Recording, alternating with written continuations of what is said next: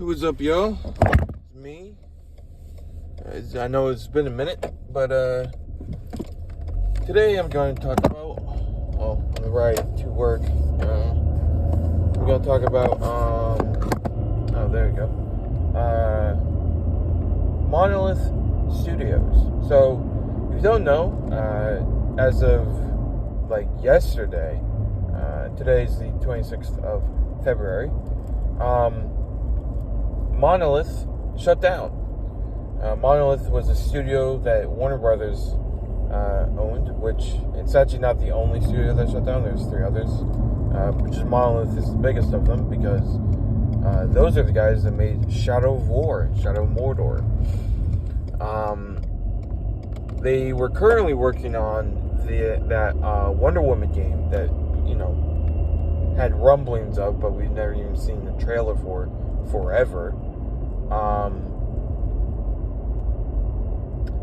And the thing about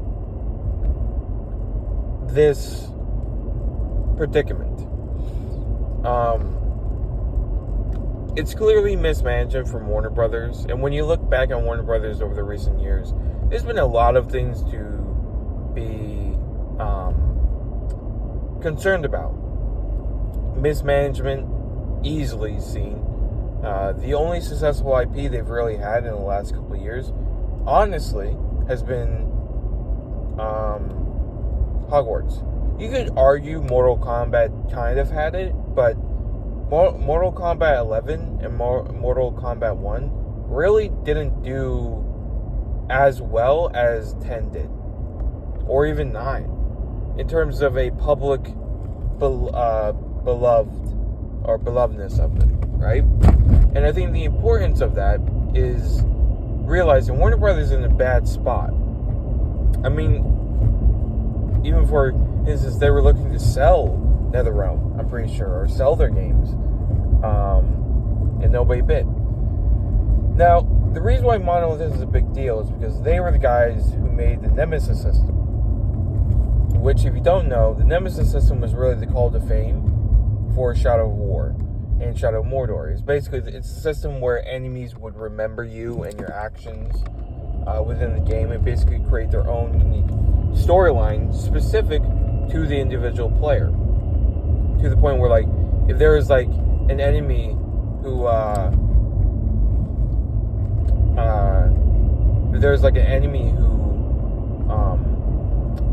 fought you and he killed you, he would remember killing you. And obviously, because of the way that the game was, if you died, whoever killed you automatically ranked up in terms of the hierarchy of the army that you're fighting. So they could be literally like a basic grunt who just has no name, and then they become somebody, a captain, because they killed you. And then they would remember you, and then they would be arrogant, or they would be wary of you if you killed them, or they would be death-defying. It created an entire narrative plot point and plot line specifically for you of your own campaign, which is always a really cool idea.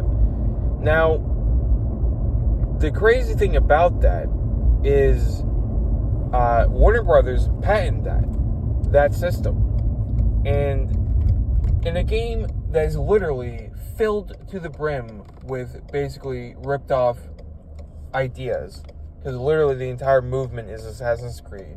The combat is from Arkham, where it's the constant counter system, just with a sword. It's literally a ripoff of countless other games, but they patented the one thing that made them unique. And the worst thing about it, that patent is still in place till 2030 or something like that. Just because Monolith shut down doesn't mean the Nemesis system is now open. So they patented the one thing that they did interesting, to the point where and have done nothing with it for 7 years. Because Shadow of War came out in 2018, I think, maybe 2019. It came out a while ago. So, it's an unfortunate thing for obviously the people at Monolith, but also us. Now, the people that made Shadow of War and Shadow of Mordor special aren't there anymore, right? It's kind of the same idea where, like, BioWare, like, dude, the people that made you love their games aren't there anymore. It's a different studio. It's the same name, but different people. Monoliths is probably the same way, as well as most Warner Brothers studios, probably, because it definitely seems like higher up is just consistently mismanaging projects, which, you know, obviously is an unfortunate thing. I don't think anybody likes to see the mismanagement of any IP, because, like, we love them, you know, and to see Monolith and those other studios, by the way, because the Multiversus studio went away, and there's another studio. They all got shut down yesterday. Which, I mean, even more to the point of, like, it feels bad because they didn't even give them the chance to be sold. They just shut them down. Which, man. But, you know, hey, that's the way this business goes for gaming studios and publishers. Who knows? You know, really, when I even think about like that, like trying to sell Monolith, people weren't biting on Square Enix. You got Final Fantasy on your tail. Like really, that's almost the problem with a studio that is forced to be IP dependent in terms of, from what was gathered, Warner Brothers was like specifically demanding Monolith to make their games with big IPs like Wonder Woman or Batman. Like, they don't want to create any custom or unique built games or ideas. Like, they wanted to have big IP, center the game around a big IP. That's a problem when you know, you're trying to sell this studio. All their work is a IP driven experience, which may not be what a company wants. Because I was thinking about, like, Square Enix, they own all Final Fantasy. There's nobody telling them to make Final Fantasy games. So because of that, if you bought them, you would get Final Fantasy 17. Like, you would get that. So I think it's something to be aware of, probably. Like, why they didn't just sell Monolith or these other studios. But the one unifying factor that we can probably see in this, though, is that the executives are the same.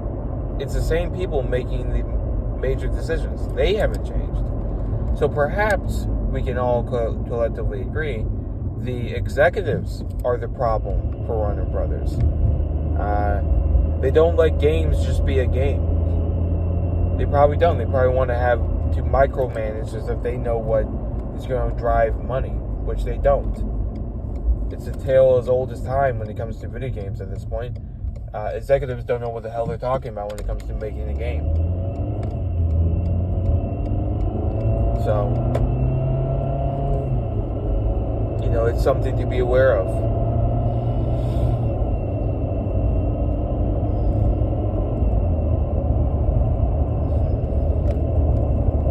And I guess for my personal experience, I really liked Monolith games. I loved the Nemesis system. I actually have a fond memory of Shadow of War.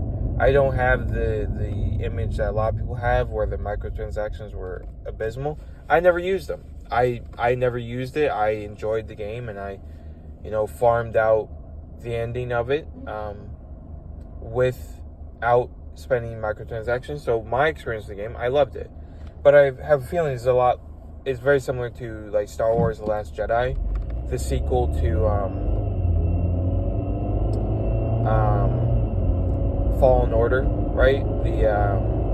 I forget it's the one with Cal Kestis, the sequel to the original. I know that game played horribly on PC, but I played it on Xbox. I loved it. There was no bugs at all. I was like, this is everything that sequel should be. I loved the sequel. So, you know, in my personal playing of Shadow of War, I loved it. I enjoyed it a lot. I thought it was a very good game because it literally, like, you literally built an army compared to you just built like basically a little battalion in the first game. But I enjoyed it, you know. And now we're probably never going to see another game like it because Monoliths is gone, and then the Nemesis system is also cooked.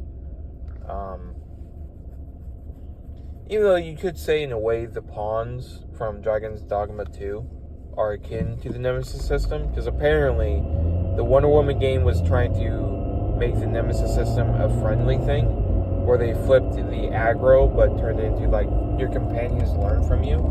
But then that just feels like Dragon's Dogma 2, the pawns. Because if you don't know, in Dragon's Dogma 2, your pawns learn from your actions. So you can jump off a cliff and land, your pawns will do the same thing. And then when they're in other people's games, in other worlds, they'll also jump off ledges and just yeet themselves off buildings. So they have learned tendencies from you, which sounds extremely like Nemesis system.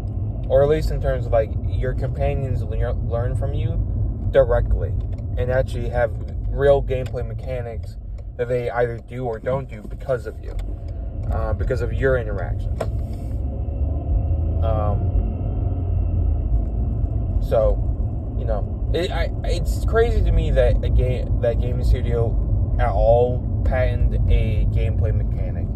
It's really kind of absurd to me. It's like it's someone who doesn't understand video games.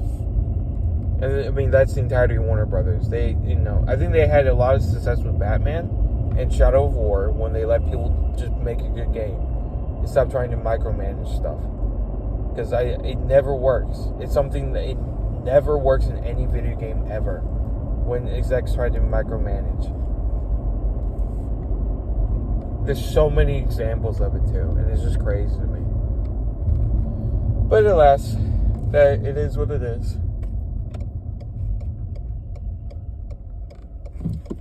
I'll keep this going until I park at my job. So in 2 days, there's gonna be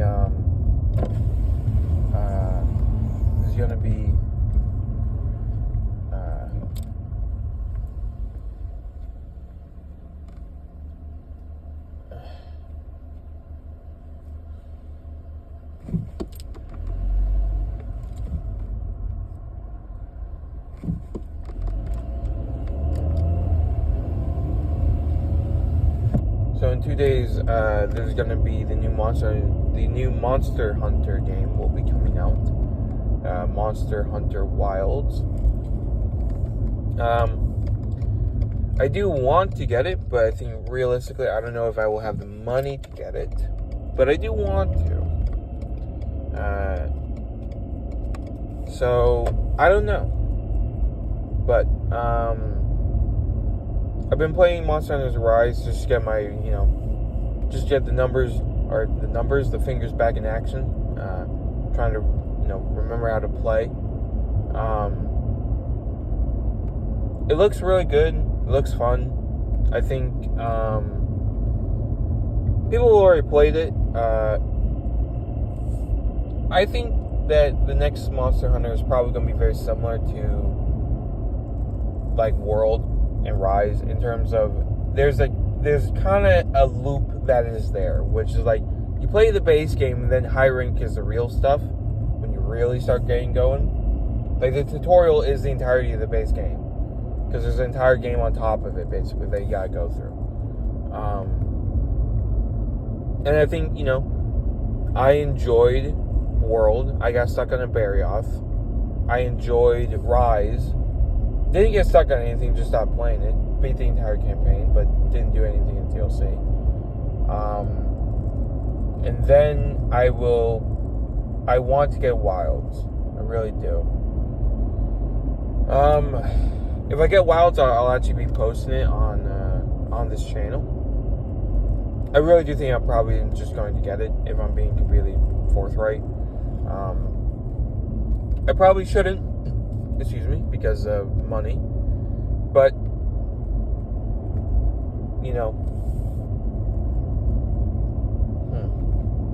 Well,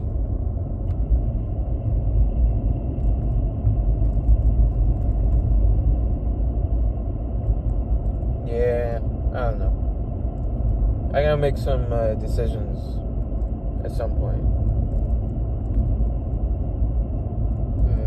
You know what? Tomorrow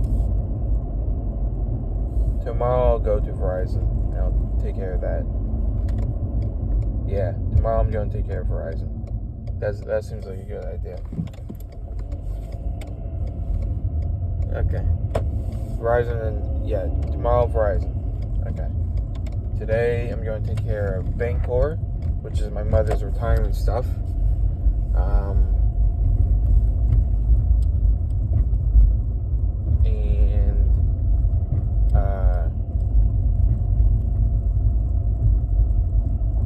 Yeah, okay, I'll do that.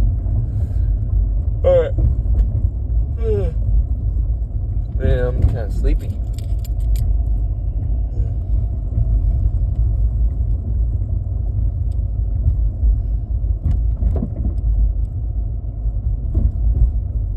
I think I'll probably work till noon today. I'll try and work till noon today. That's what I'll do. Because that could be really beneficial to me. Alrighty. Then get paid. You know what, honestly, fuck it. I will get Monster Hunter Wilds. I will. Then I'll figure some shit out, huh? Alright. Later, y'all.